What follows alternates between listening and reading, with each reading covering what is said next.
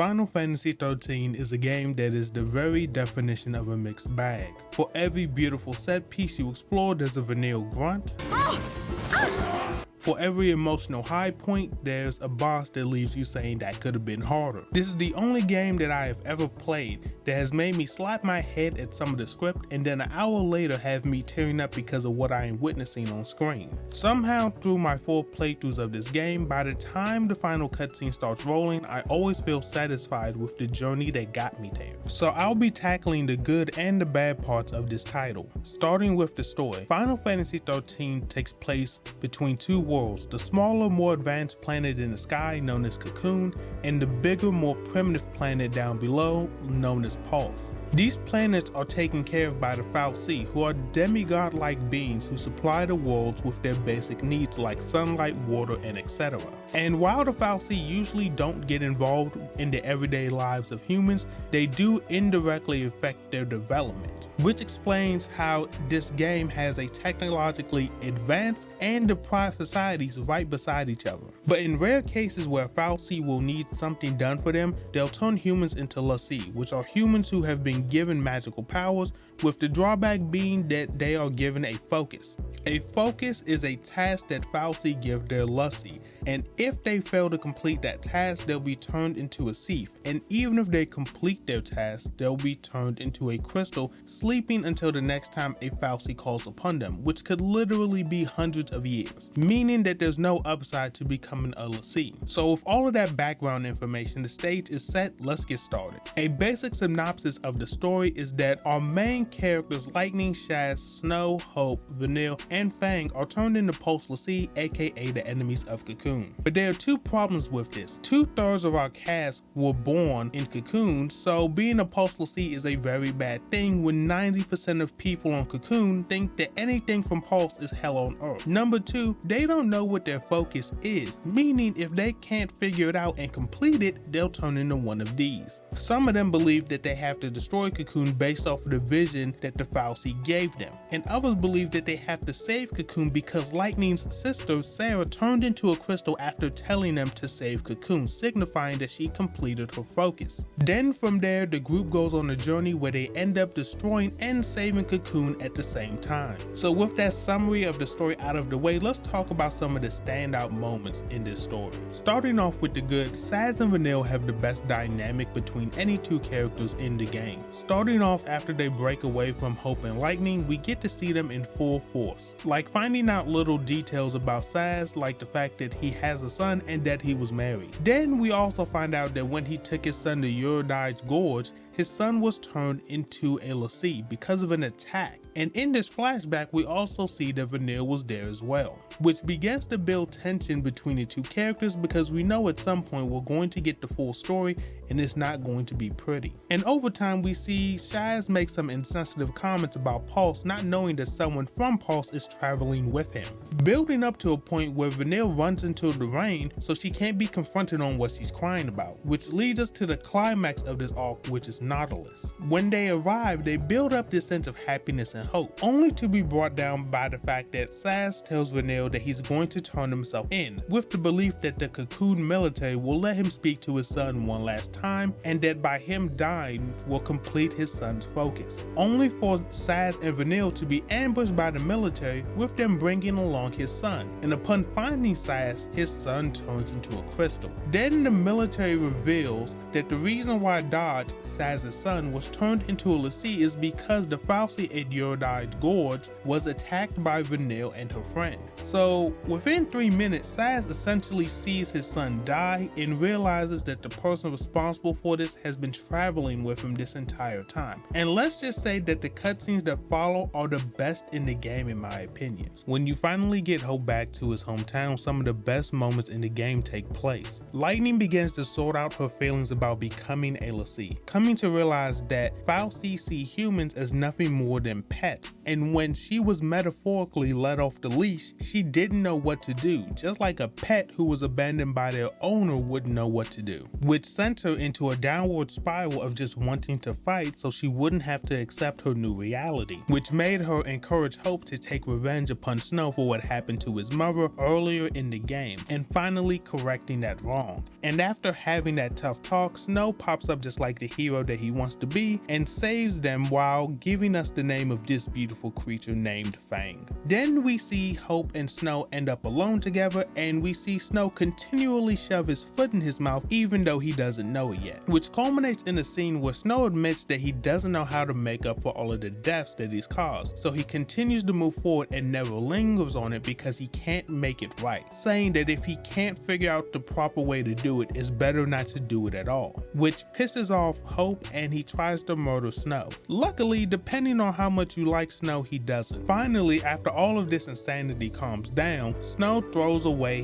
his hero facade and does what he should have done in the first place and just apologize and accept responsibility. Then Hope explains that he just needed someone to blame so he could keep going. Considering the fact that no one said sorry about your loss or your mom up until this point, I really feel like that's all Hope wanted to hear, is just someone say sorry for what happened to his mom, to acknowledge that he's going through something right now. And when you take into account that being purged is essentially a death sentence for him and his mom, they were on that train waiting to die. So in retrospect, Snow gave Hope and his mother a chance to live. But due to emotions not being logical, he couldn't push himself to that conclusion. Honestly, if more of the story was written like Bodum, FF13 probably wouldn't get dunked on as much. Moving on to the bad, the mid game. I find this part of the game to be the weakest story-wise, considering the fact that Final Fantasy XIII's director admitted that the game went through a rushed product cycle, and you really start to feel that strain in this part of the game. From the nearly non-existent side content to heavily padded dungeons, and like a story progression on Pulse, the game becomes a bit tedious. Pulse, this giant untamed planet down below that has been described as hell on Earth, is exceedingly dry and empty.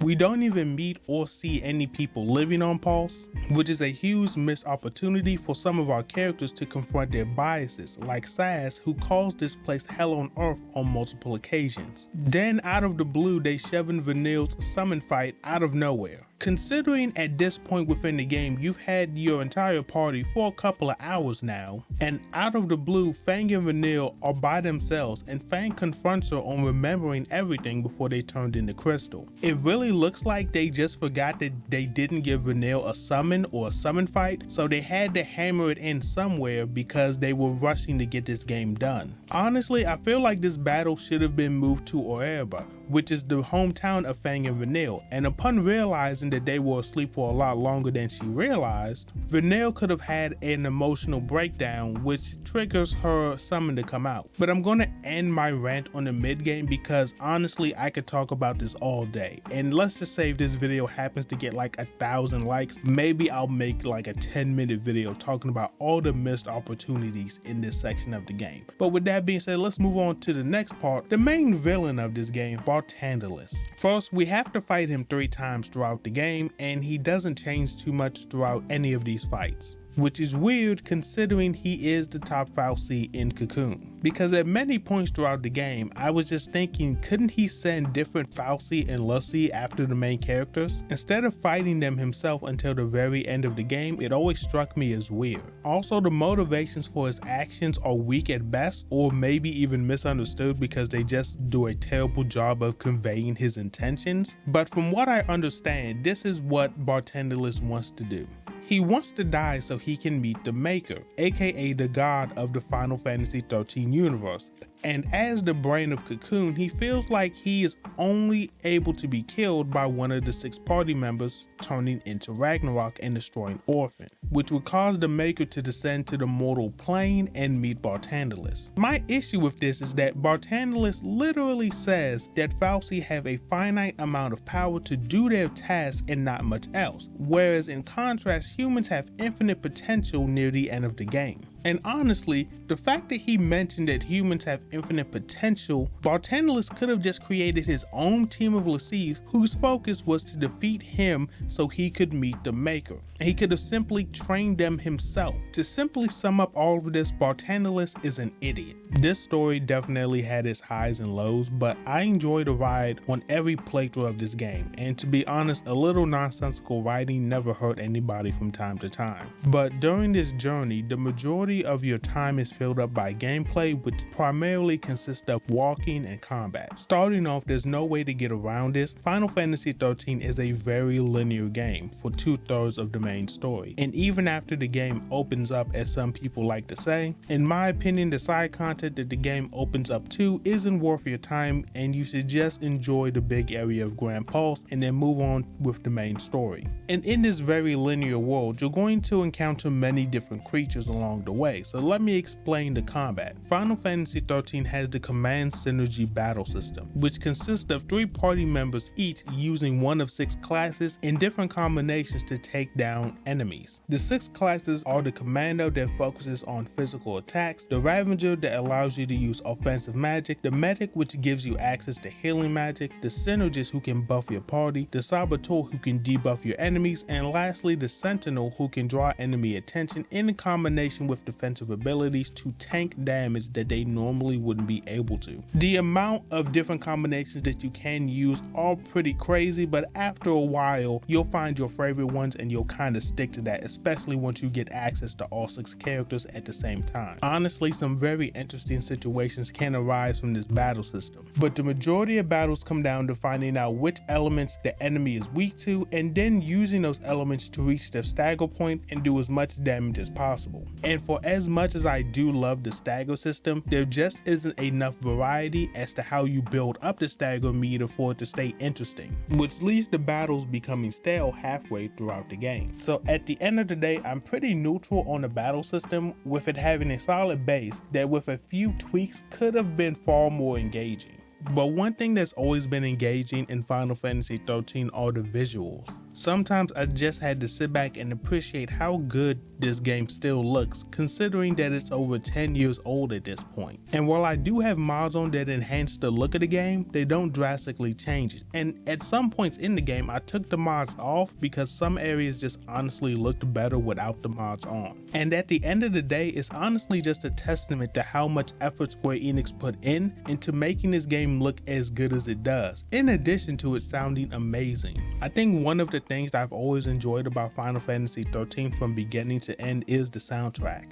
From songs like The Promise, Snow's Theme, Blinded by Light, Born Anew, and so many more, it ended up becoming one of my favorites. This was the first Final Fantasy game that I ever owned, and the first one that I completed from beginning to end. It led to Final Fantasy becoming one of my favorite franchises in gaming, only behind Kingdom Hearts, the Dragonair franchise, and the Tales of series. The game definitely isn't in my personal top 10 anymore, and quite frankly isn't anywhere near the top 10, and after playing this game for the 4th time, there are definitely some issues that I've noticed that have taken it down a few notches.